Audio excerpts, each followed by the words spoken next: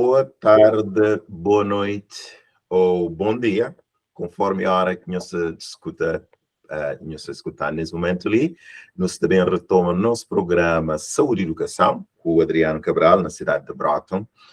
Portanto, hoje, dia 16 de setembro de 2023.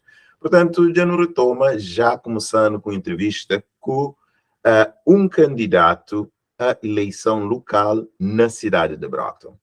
É claro que essa ocasião sempre nos faz questão de trazer informações para nossas comunidades, que está para crioulo, e por isso, geralmente, nos traz muita discussão, precisamente para nos trazer, no contexto de eleição, para que nossa comunidade esquece uma de nossas responsabilidades é para votar.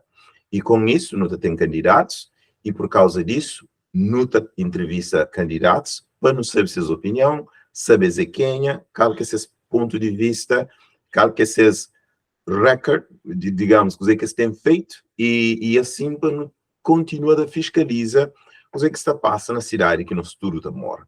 Portanto, mais uma vez, hoje nós inicia minha entrevista com um dos candidatos a City Councilor-At-Large. Para pessoas que estão seguindo nosso programa durante o período de eleição, nós temos ouvido de que esse é um membro de organização de governo, de administração, de governo da cidade de Brockton. Então, a cidade de Brockton é governada por já começa para 3 categorias, ou se calhar 4, que está a eleição direta. Um é mayor, que só está a eleger na tudo pessoas da cidade de Brockton, que o outro é councilors at large. Tem 2 categorias. Tem councilors at large, que é councilors, que é, portanto, legisladores, que governa sobre tudo Brockton, e tem ward councilors, que é pessoas que governam na distrito onde está mora. Tem 7 ward councilors e tem 4 at-large councilors que está ser eleito. Muito importante. E hoje nós também fala com um dos candidatos que é councilor at-large, portanto, aquele que representa tudo Brockton. Certamente nós temos outros candidatos, apenas nós começa com Jamal Brathwaite, se eu estou ali na foto de trás, portanto, que lá é a fotografia de alguns, portanto, de alguns de seus apoiantes, é claro, e não tem nem Jamal ali com nós, para uma entrevista, uma pequena conversa, para não conhecer Jamal um bocadinho, mas Jamal ainda já aprende só algumas palavras na crioulo, portanto, não também fala na inglês. Good afternoon, Jamal Brathwaite. Thanks for joining the program Saúde e Educação. And I would like to say, to ask you, tell us who is Jamal Brathwaite? Yeah. Well, boa tarde, Adriano. Thank you so much for having me on your program. Hello to all the viewers out there. My name is Jamal Brathwaite, and I live in the city of Brockton. And this year is an election year. We're in 2023. And today is actually Saturday, September 16th. And in a couple of days, on Tuesday, September 19th, we have an election in the city of Brockton. And this is where residents have an opportunity to elect their city officials who will determine how about $500 million is spent in Brockton for the people. And so I'm running for office to ensure that that money is being managed appropriately and reflects the priorities for residents. And but that's just a little intro. Adriano? Yes. Thank you, Jamal, for the quick introduction. Very good. And tell us, I know I forgot to mention that. So the election is on September 19. Portanto, a eleição é no dia 19 de setembro, que é só alguns dias de hoje, que é na próxima terça-feira. Como sempre, não espera a comunidade cabo-verdiana para participar na eleição do costume, porque é só assim que não pode controla e fiscaliza quem está no poder e o que está fazendo. Jamal certamente também dá conta de algumas coisas que tem estado, acontece na cidade de Brockton. E por isso, Jamal, tell us a little bit more about you, yourself. Yeah. Who is Jamal? And then tell us why you're running. Sure. Yeah. So, a bit about my background is that so I was born in Florida. I grew up in the Washington D.C. area, and I went to university in Boston, and that's where I initially had met mi esposa, my wife, who's actually Cape Verdean, and and so when I graduated from university, I actually ended up moving to London with my wife Angela, where we lived for 10 years, and I worked in financial services for the largest financial institutions in the United Kingdom as well as the United States as an accountant, a compliance officer, and most recently as an auditor for the past 6 years. And so I've actually been working in financial services for the past 20 years. And when I moved back to the United States, the one place I wanted to move was Brockton. And one of the main reasons around that is because I wanted to I wanted to live within 35 minutes of a major financial center. And so one post office square in Boston is um, it can be 35 minutes without traffic from where I live in Brockton. So Mm-hmm. that was one check. And two is that in Brockton I was also looking for a community that had a great culture. And in Brockton, we have a great culture. Mm-hmm. One of the things that's unique about Brockton is that 1 out of 3 residents was born in another country. Mm-hmm. And I really like that international um, attribute of Brockton. Mm-hmm. Um, and so that's one of our greatest strengths. Mm-hmm. Um, but so yeah, and then coming to Brockton, I actually I built a home in Brockton, and Mm-hmm. it's in a community here in the northeastern part of Brockton. And Mm-hmm. since living in Brockton, I've had to engage a lot with the city of Brockton for many reasons, mostly related to do with city services and obligations. And in my years of living here, I noticed that city government, I don't think, is that responsive Mm-hmm. to resident requests or Mm-hmm. requests for information or requests for action. One example of this would be when you drive down many roadways this summer in Brockton, you'll see grass growing in the median, and the grass will be like not 6 inches, it'll be like a foot tall, and it's Mm-hmm. consistent throughout the whole city. And Mm-hmm. that's a lack of neglect from the city.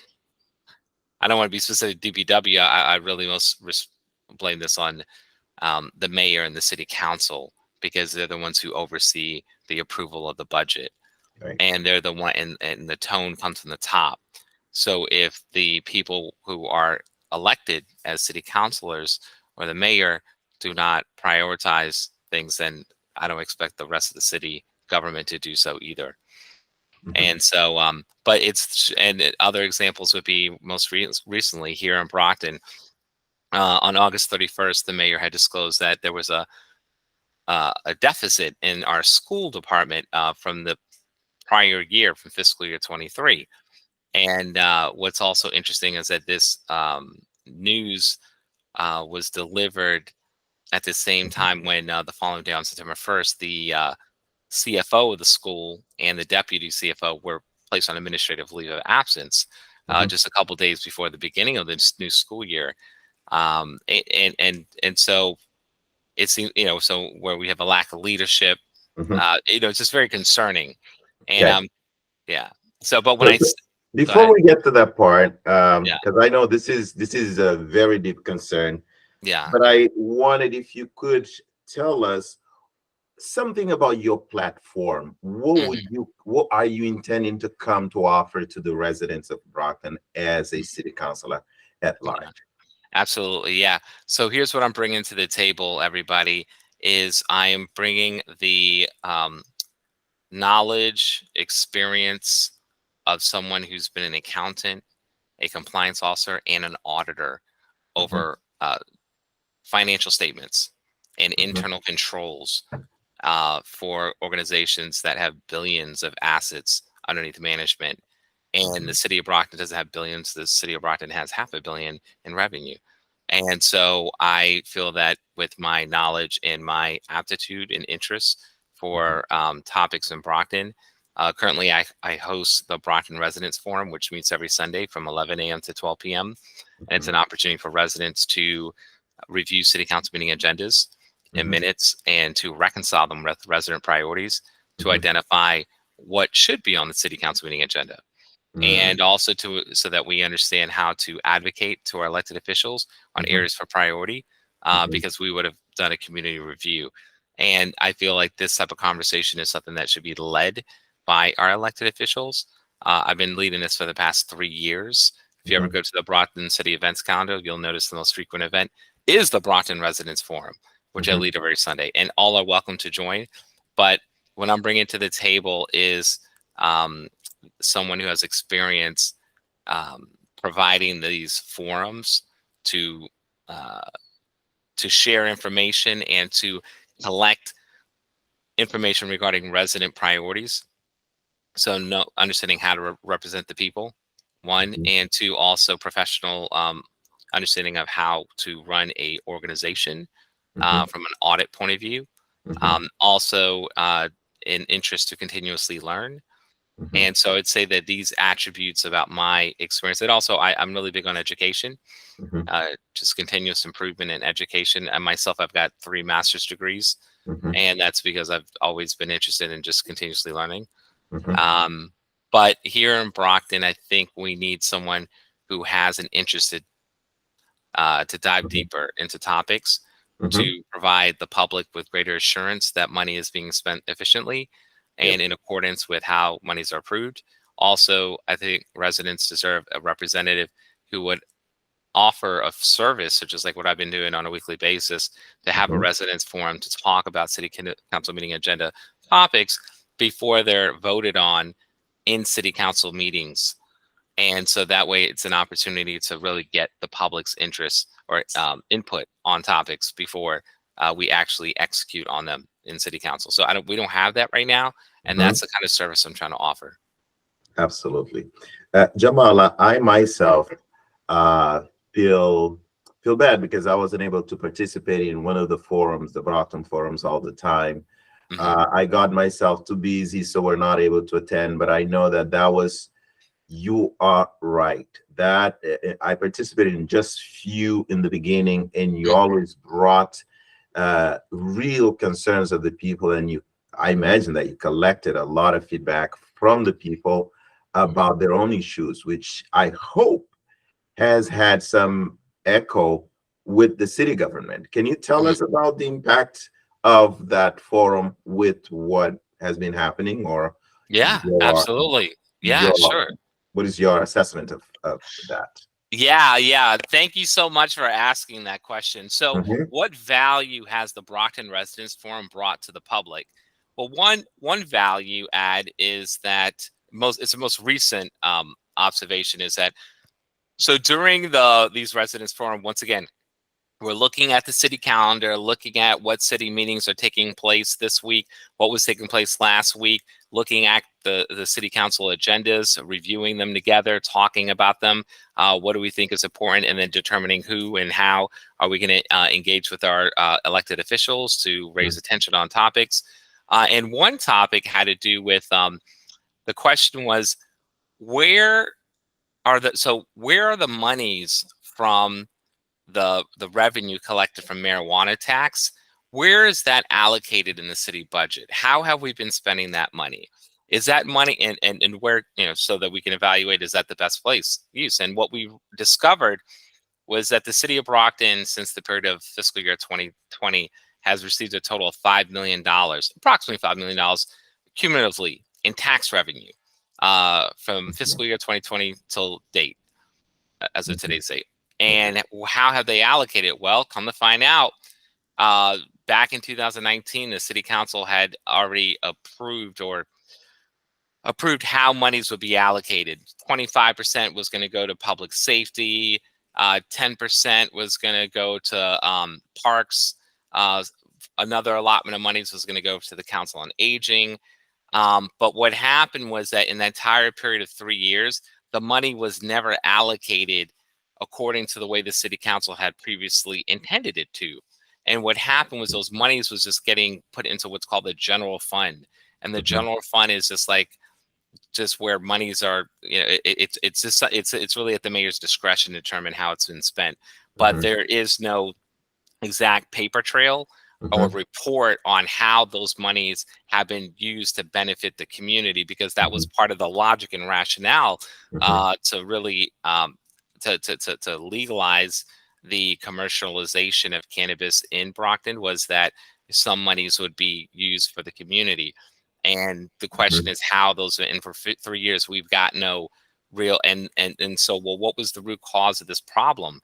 The root cause was that the Brockton City Council for the past 3 years never set up what's called a stabilization account specific for those monies, so that they could be segregated from the general fund for the purpose of allocating them for specific community purposes. Now, how do we discover this information? The way we discover this information is we talked about it in the residents forum. Where's the money? And so one of our members reached out to an elected official. Well, many of them reached out to elected officials. Most of them were non-responsive, but one of them was responsive, and that one was actually Mark DiCastino, Ward 3 representative, city council representative. And what he did is that he actually proposed a topic to be discussed in an accounts committee meeting in approximately in the month of April of 2023. And during the accounts committee meeting, Mark DiCastino asked the question of the CFO, where's the marijuana money? Like, tell us about that. And that's when the CFO had advised of how much had been collected. And he had advised that, and they said, well, where is it going? And he said, well, the city council never set up a stabilization fund. And so all of a sudden a light bulb lit up to Mark. And so the other city councilors that were present, that, oh, all right, there's an action point in the court of the city council. And so they never knew. So then from there, it rolled over to a city council meeting agenda where they talked about it. They eventually approved it. So for the very first year, for fiscal year 2024, there's now a stabilization account. So the monies will be allocated for very specific designated purposes. There's about 6 different community purposes that were listed. And anyways, but ultimately now the next step is that, people can debate about, well, what's the correct proportion of how much money should be allocated to what purpose. But but when I look at this story, I see an example where there was just a lack of oversight from the city council. For 3 years, they didn't understand their responsibility to create a stabilization fund so that we could use marijuana monies the way it's intended to. So what I'm concerned in Brockton is that there's a scenario we could get all the money in the world in Brockton, but if we don't have competent management, then we could possibly mismanage or be inefficient about our resources, and that's just selling the public short. And so I'm trying to prevent that kind of risk scenario. And so once again, this is another example of something I'm trying to bring to the table, providing effective oversight over the executive branch of government as a city councilor. Okay. So Jamal, I've learned to respect you because I see the energy that you bring around the issues that is dear to the community.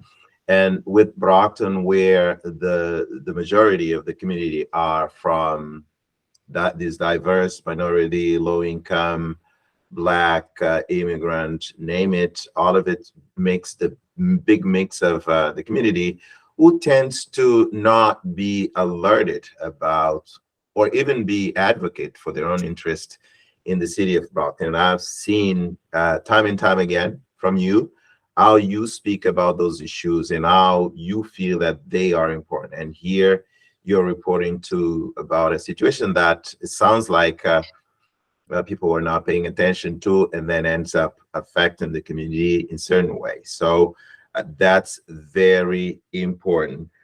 One of the things that I would like you to talk about is the safety.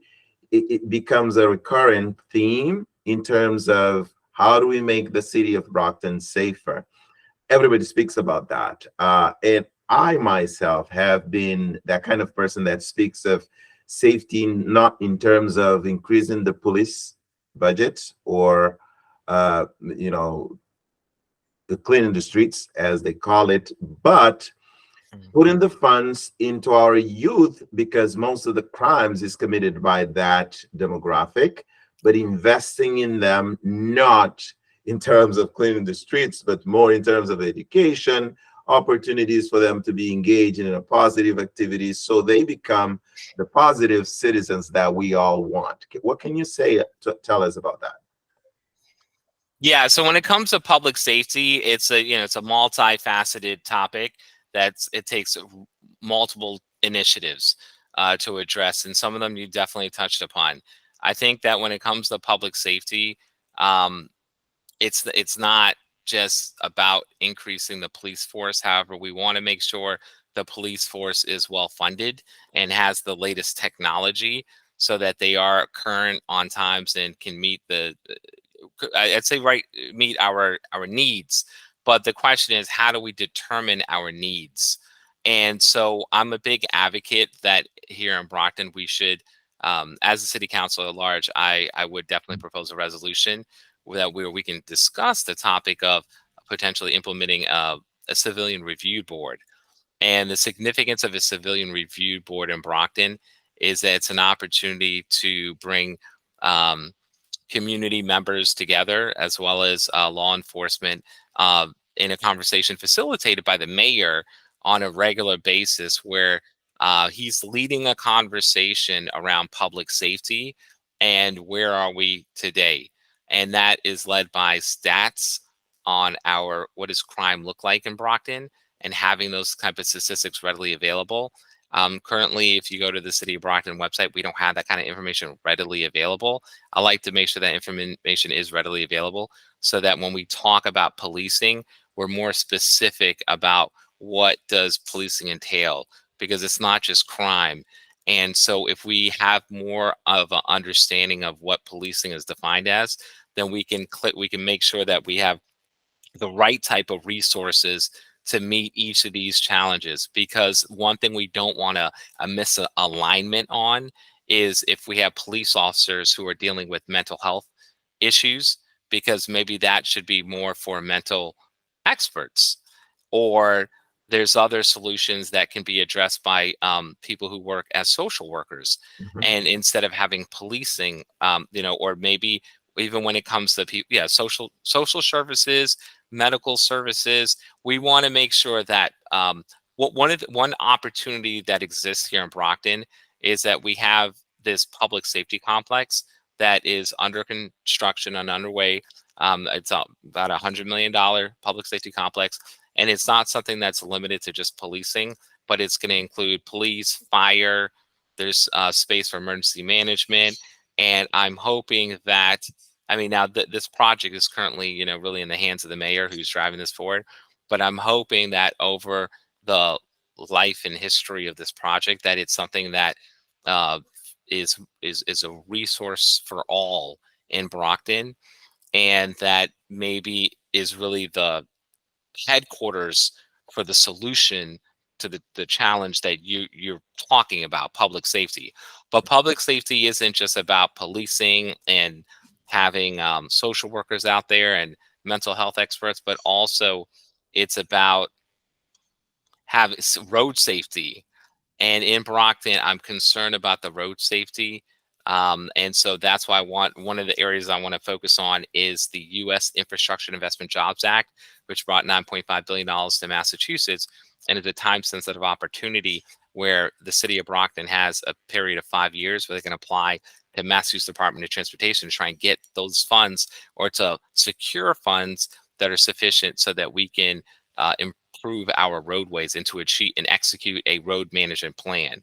And it's not clear right now if we have a road management plan that we have a common understanding of. Right now, we don't have something that we can just ask from the DPW, can I get a hard copy or a soft copy of road management plan? That document doesn't exist, and that should exist. And so, but yeah, so public safety has to do with road safety as well. And public safety also has to do with, uh, um, sorry, bear with me, policing. Oh yeah, you got fire, making sure our fire department is sufficiently resourced, make sure that our trucks are in good condition. So police, fire, road safety, and then we have school safety, most importantly. The schools have our most vulnerable population in society, and it's important that our schools are the safest. And right now, I don't think they are. And so that's a big area for improvement. So the Civilian Review Board hopefully will be a resource to really. I'd like to see that school safety is one of the key topics as part of a Civilian Review Board. So right. So I just wanted to, if that includes the youth prevention, something related to youth prevention programs. That's right. Well, prevention programs that involves the youth. Yeah, absolutely. Well, so now also about public safety. Now you just triggered my light bulb. Another part of public safety is also youth employment. It's very important that during the summer times or when school's not in session, that in the city of Brockton, we have over 15,000 public school students. And it's important that we have a plan for them when they're not in school. So when school's in session and school's out, they have a safe space they can go to do their homework and have access to mentors and teachers. And so for me, I'm a big advocate that we should have a safe space where they have that. And in Brockton, we have a very unique population that is not, one out of 3 people are born in another country, but also in Brockton, 1 out of 3 people speak another language. And so with that need, and it's not just that need, but oftentimes many children are growing up in a single parent household. And so that single parent might be working when the child is not in school. And so the child doesn't have sufficient guidance or parenting to offer the security that they need. And so I think it's important, once again, that we have a safe space, maybe a community center that is safe and has the latest technology and is well resourced so that they can go to and have access to the tools that will bridge them to the opportunities that exist today and tomorrow. Yeah, even in a 2-parent households, they're still busy at work because of their low income status. Yeah, you have to have both parents working, maybe overworking just to make the ends meet. So those kids are out there with no support, no place to go, no good role models to be around of, and then sooner or later they end up following the wrong path that leads to crime, and that's just the nature. So absolutely. And so that's why youth employment and after school programs are vital to public safety. And it's not just public safety for the children, but it's public safety for the general public, because idle time is the devil's playground. And so we want to make sure that our youth grow up to be positive, productive people who are self-sufficient and have self-determination.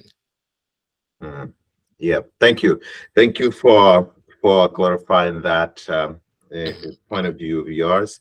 I wanted to go back. I know you started to speak about the most recent events in the city of Brockton that involves the school, the budget, the administrative leave of some of the people. Get us into that story, because that sounds pretty complex and an important topic. Yeah.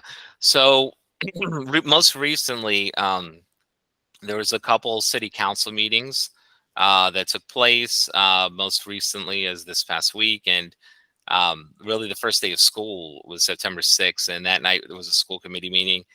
And it's very clear that the mayor and the school committee have advised that there is a deficit, and they don't know that they're just like, we didn't know nothing about it. But it's their responsibility to have knowledge over the school finances.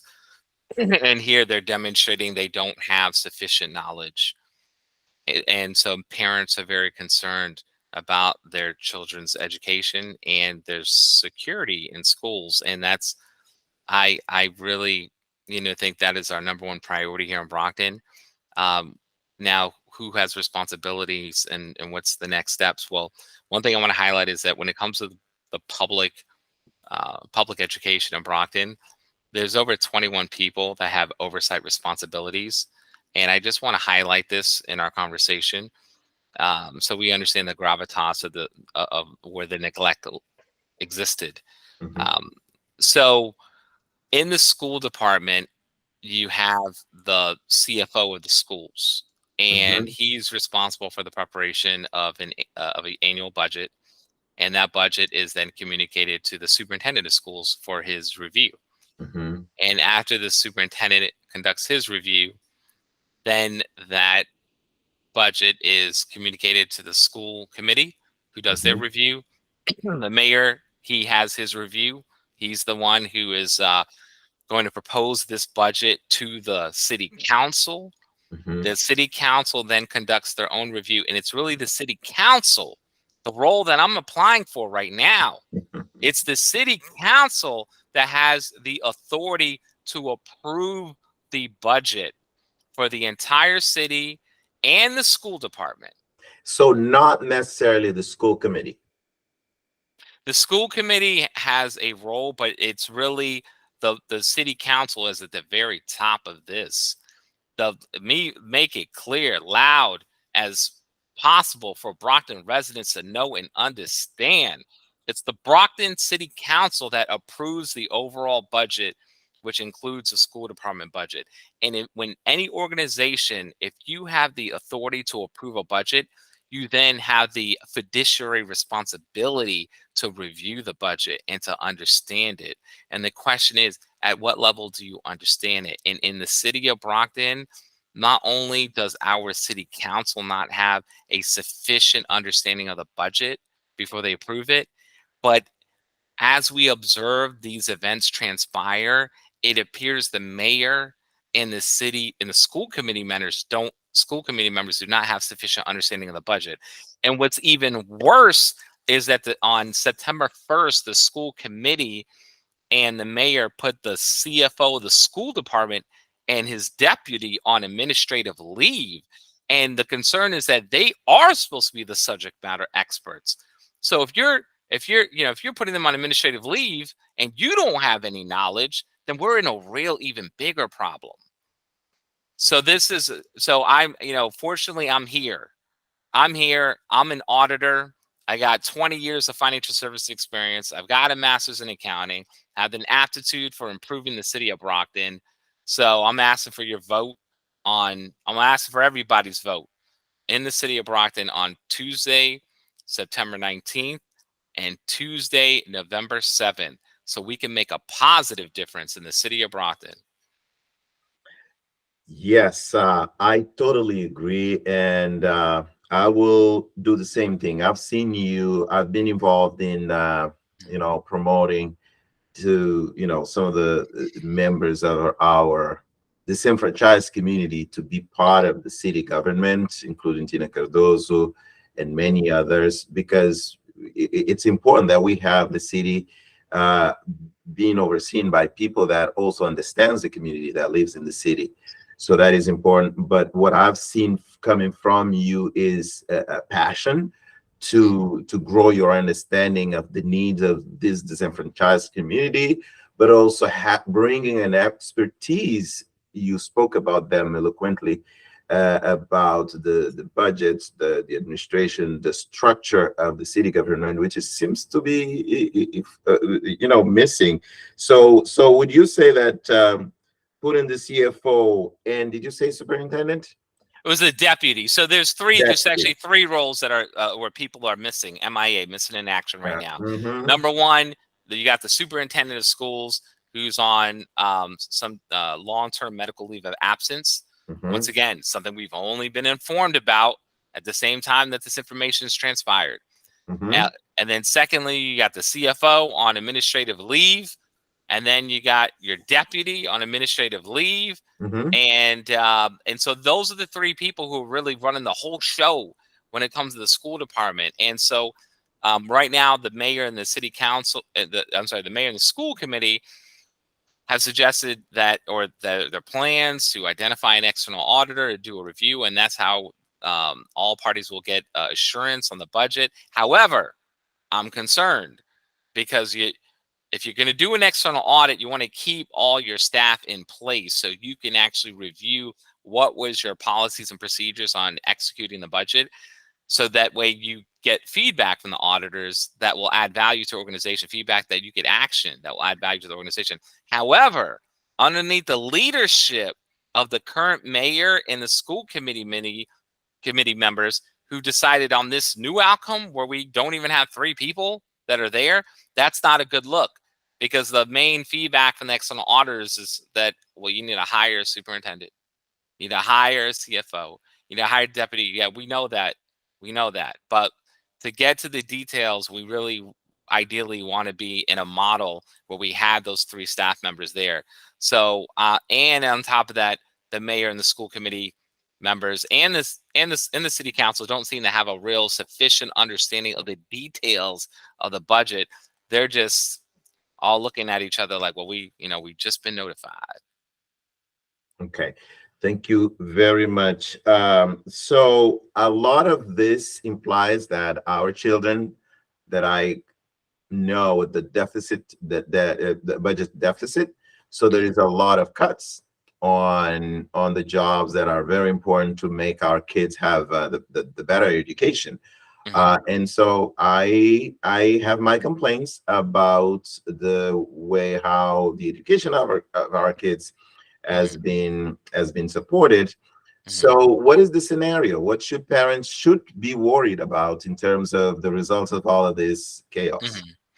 Well, so first of all, I think parents, it's this type of incident that highlights the importance of the election, because it's these elected officials that are really, they have authority in reviewing this budget. So make sure you go out and vote.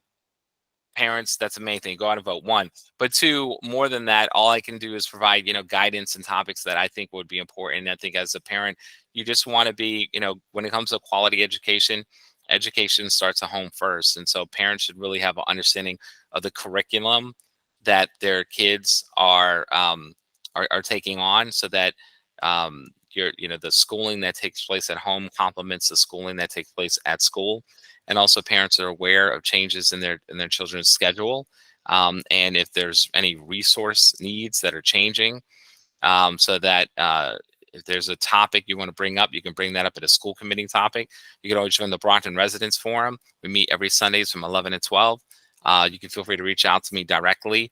My number is 774-428-1525, or my email address is jamalbrathwaite@gmail.com. You can also look me up at votejamal.com. So but the point is that, and I bring up the Brockton Residents Forum, but if you see any service needs that are changing that, that are red flags or issues, I know that there was a parent who had an issue regarding transportation needs. And so I just directed them to who the head of transportation is, and I want to see how this plays out to make sure that they get the transportation needs that they need. So yeah, I'd say parents, it's all hands on deck. You just definitely want to have an understanding of what's going on right now. And if you don't know where to start, you can always start at the Brockton Residents Forum. Okay. So how does this budget deficit affect the school directly? I mean, how does that hit us, parents? Right. Yeah. Good question. So, well, this budget, they're saying this pertains to fiscal year 23, and fiscal year 24 has already been approved. I expect that.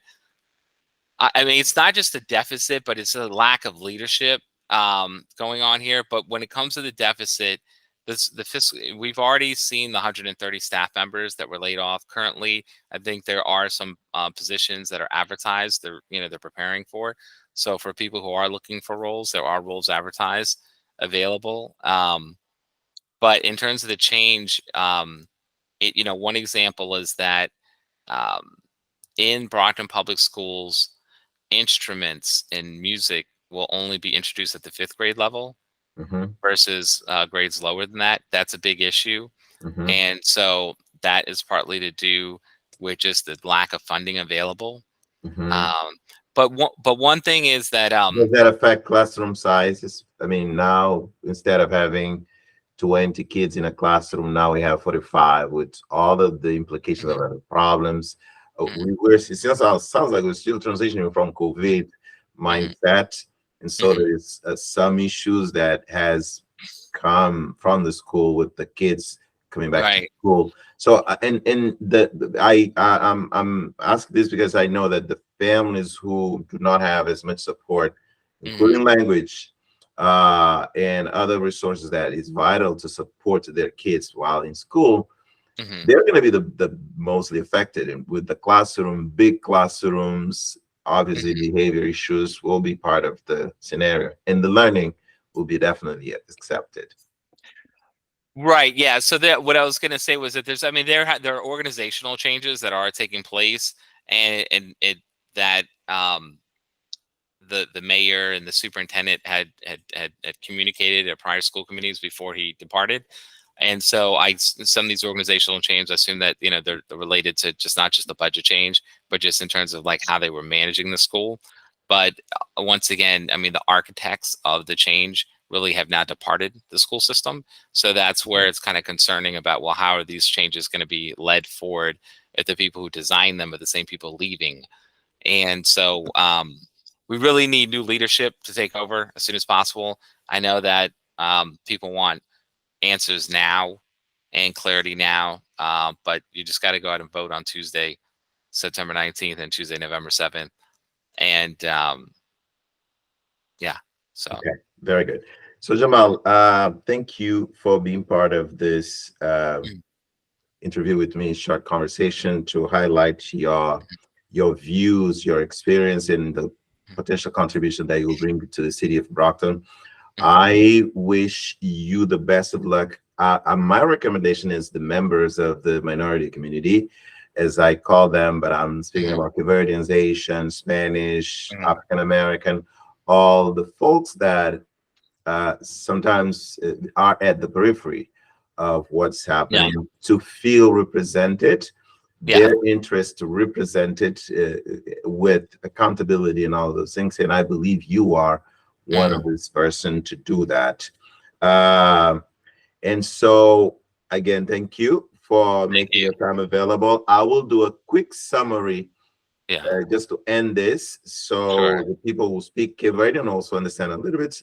Not going to be a lot because I can't remember. You speak so well and you high level topics, so I won't remember all the details. But thank you, Adriano. Thank you. So I thank you very much for being here with me. By the way, here I was gonna add one other thing to the interview. I normally don't do this, but I'll do, Stu, because I didn't mention it earlier. And I get a lot of feedback from Brockton. A lot of people ask me, but like, what, where you from?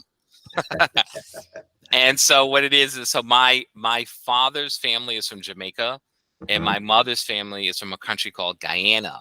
And Guyana is in South America. And so my family is mixed. The family from Jamaica is originally from West Africa, and family from Guyana is from India. And so I'm 50% Indian, 25% Black, and another 25% mixed. And so overall, and my wife is Cape Verdean, and I just love the community. So we over here trying to it all. We're trying to improve the community, just every day. So, but thank you so much for having me on, Adriano. I really appreciate it. It's been a blessing, and I just hope everybody goes out to vote. Make a difference in your community. Yes. On Tuesday from 7 to 8 p.m. Is that what the schedule is? Yeah, correct. Yep. The polls are open 7 a.m. to 8 p.m. So I was actually about to go online right now and just verify. Let me just verify real quick. I just want to be accurate about the exact timestamp. Yes. As you do that, I'll speak in Creole just to summarize. So hoje eu teve uma entrevista com Jamal Brathwaite, que é candidato a City Councilor at Large, portanto, jovem muito brilhante. Minha experiência pessoal com ele é que tem muito entendimento e tem contribuído demasiado. Segundo se conversa ali, ainda pode traduzir tudo agora, mas segundo se conversa ali, contribuído para alerta próprio governo de cidade que tem demonstrado assim, uma certa atenção a certos aspectos de como gerir fundos de cidade. Fala de cerca de 5 milhões de impostos que foi recolhido, que, na verdade, acaba bem na direção errada e hoje, com o déficit que eles descobrem, mas está feita o orçamento de cidade de Brockton, sobretudo o orçamento de escola, isso está pôs na escola numa situação de déficit de orçamento, o que implica que o professor está mandado para casa.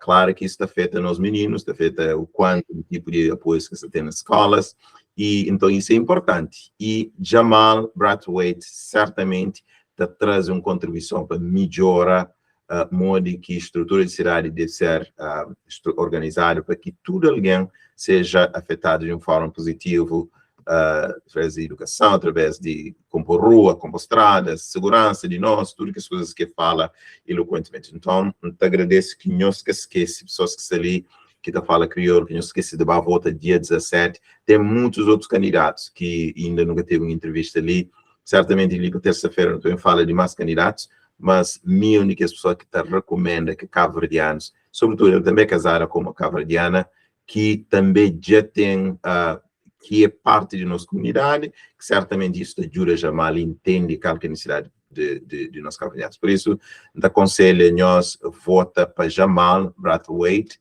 que certamente também traz uma contribuição para a melhoria na governo da cidade de Brockton. Jamal, I'll leave you the last word. Yeah, last word is that, so once again, the hours for the election are 7 a.m. to 8 p.m. on Tuesday, September 19th, and Tuesday, November 7th. And if you want to join my campaign, you can call me anytime. I'm always available at 774-428-1525. Or you can go to my website, votejamal.com. In case you want to donate, just votejamal.com. On that note, I want to wish you all well, and thank you again, Adriano, for having me on. Thank you. Have a wonderful Saturday. Thank you. You too. Bye. Bye.